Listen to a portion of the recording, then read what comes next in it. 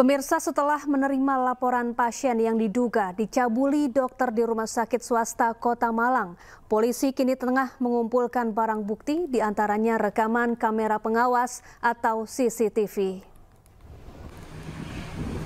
Personel Satuan Reserse Kriminal Polresta Malang sudah mendatangi Rumah Sakit Persada Kota Malang. Selain memeriksa kamar inap korban, polisi juga mengumpulkan alat bukti, salah satunya rekaman CCTV. Kini polisi masih mendalami dan akan segera memanggil Dr. AY jika sudah selesai memeriksa keterangan para saksi. Karena dugaan pelecehan seksual terjadi pada tahun 2022, maka analisa rekaman CCTV sedang dilakukan. Kejadiannya pada tahun 2022. Nah, namun kita berusaha mungkin mengumpulkan barang bukti yang ada di TKP. Pak, untuk penjadwalan pemanggilan Dr. AY ini kapan, Pak? Jadi untuk pemanggilan ini setelah nantinya semua saksi atau barang bukti terkumpul, baru kita akan meminta keterangan terhadap dugaan pelaku oknum dokter tersebut. Jadi untuk kapan, hanya menunggu hasil keterangan atau penyelidikan lebih lanjut yang dilaksanakan oleh Satreskrim Polresta Malang. Pak, berarti CCTV tahun 2022 masih ada, Pak, file-filenya, Pak? Nah, ini masih dipelajari, Mbak, ya. Masih dipelajari dulu. Kita nggak mau gegabah semuanya, karena ini CCTV itu juga kita akan minta keterangan dari ahli. Pemerintah Kabupaten Garut akan memberikan pendampingan bagi korban pelecehan seksual oleh oknum dokter kandungan. Kasus pelecehan seksual yang dilakukan oleh oknum dokter atau dokter kandungan berinisial MSF hingga saat ini, polisi baru menerima 2 laporan warga yang menjadi korban. Pemkab Garut telah berkoordinasi dengan Ikatan Dokter Indonesia Garut dan membentuk tim untuk menangani korban untuk pemulihan trauma.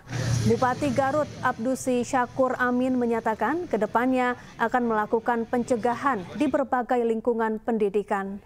Sebelumnya kasus pelecehan seksual ini mencuat setelah beredarnya video CCTV yang memperlihatkan oknum dokter MFS yang memeriksa kandungan seorang pasien berbuat tidak pantas.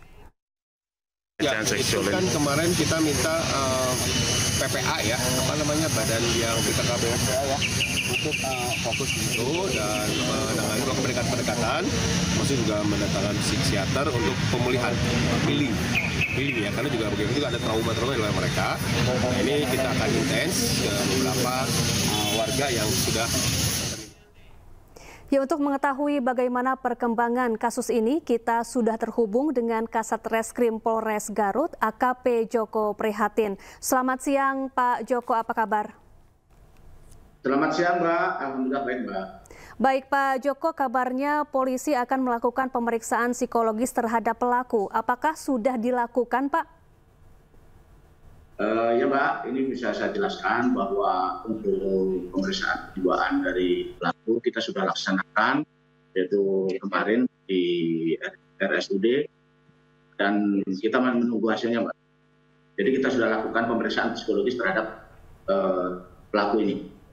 Baik, kapan kira-kira hasil pemeriksaan psikologis pelaku akan keluar hasilnya, Pak Joko? Jadi, Mbak, jadi kita prosedur kita tetap kita tempuh untuk melakukan pemeriksaan kejiwaan pelaku ini, bagian dari proses penyidikan kami, dan nanti tindak lanjut untuk hasilnya kapan nanti kita menunggu dari dokter kejiwaannya. Baik, setelah memeriksa intensif pelaku, apakah ada fakta-fakta lain yang ditemukan oleh penyidik polisi, Pak Joko?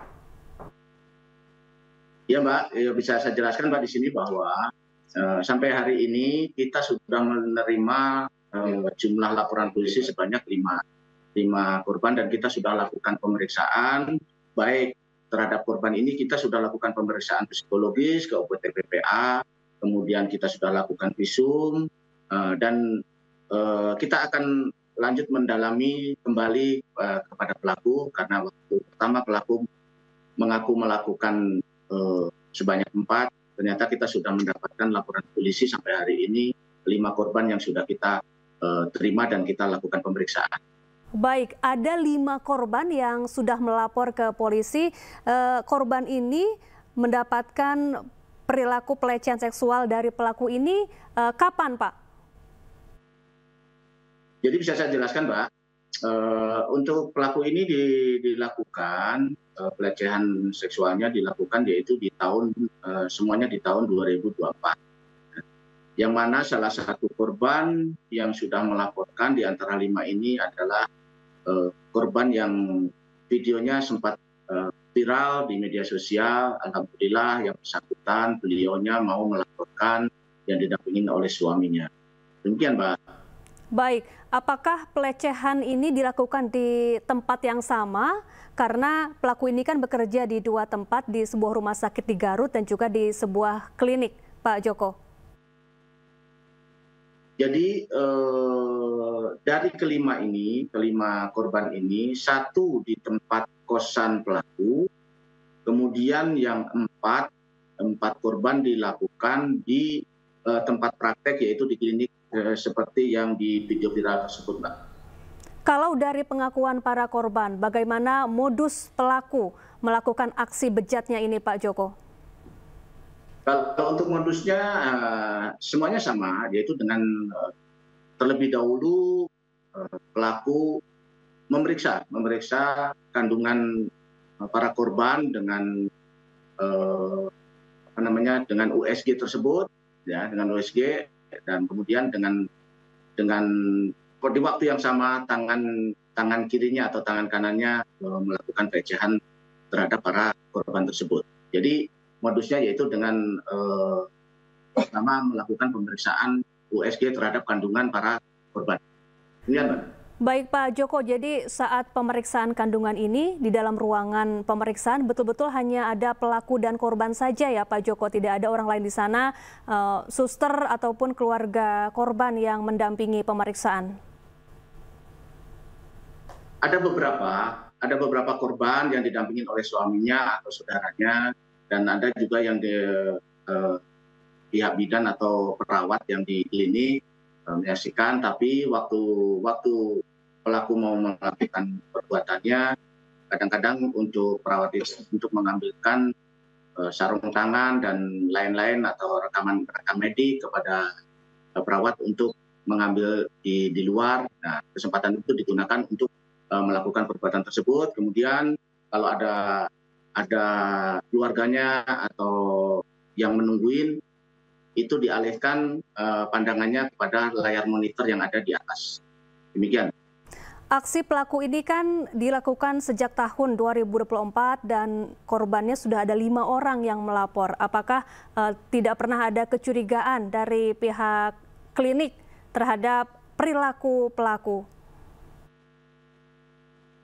Ya, Mbak, kalau untuk kecurigaan atau apa kita tidak mengetahui. Yang jelas kita mendapatkan video viral, kita langsung tindak lanjutin, walaupun belum ada yang melaporkan, kita langsung tindak lanjutin, kita melakukan penyelidikan dan kita langsung mengamankan pelaku karena sangat viral. Kita lakukan pengamanan dan kemudian selanjutnya kita mencari korban-korban yang alhamdulillah sampai saat ini sudah 5 korban yang melaporkan. Tapi tidak menutup kemungkinan ada korban-korban lain. Saya menghimbau kepada masyarakat yang merasa menjadi korban agar bisa menghubungin atau datang ke posko kami atau bisa menghubungin ke 08111 340 4040 itu jabatan kami untuk menerima pengaduan dari yang merasa menjadi korban oleh oknum dokter MSF ini.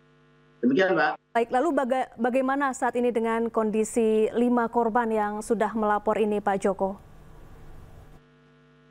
Kelima korban ini masih kita sudah melakukan koordinasi dengan UPT PPA untuk melakukan dari dinas juga untuk melakukan ataupun pendampingan terhadap pendampingan psikologis terhadap para korban tersebut. Baik, terima kasih AKP Joko Prihatin, Kasat Reskrim Polres Garut telah bergabung bersama kami di iNews Siang.